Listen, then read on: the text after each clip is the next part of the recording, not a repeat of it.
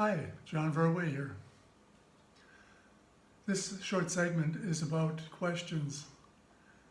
Now, while it may seem to be obvious that people ask questions to get answers, what's often the case is that people will ask a question not to get an answer, not to discover something new, but to find alignment with what they already believe.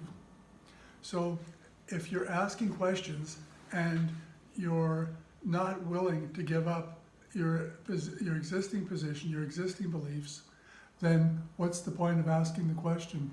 Is there any value in asking a question if you're not prepared to consider that something may be completely different than what you had thought it to be?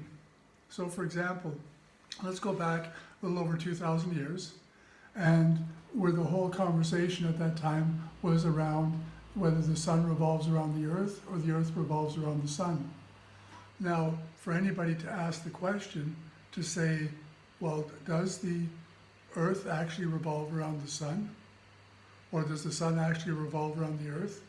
If the belief at the time was that the sun revolves around the earth, then to ask the question of does the sun revolve around the earth or the earth revolve around the sun, were the people prepared or willing to hear an answer from somebody like Galileo 1,600 years later that says that the earth is revolving around the sun? And so with every question that we're asking today, every question that you consider, then are you looking for alignment with what your current beliefs are, or is it actually to discover something new? The reason that I bring this up is largely around conversation that has to do with everything around psychiatry, psychology. It's my belief that we're still stuck in that human trait of just believing what the authorities say, believing what the common belief is, rather than considering that when something's not working, then maybe we're on the wrong path entirely, and we've been on the wrong path for hundreds and sometimes thousands of years.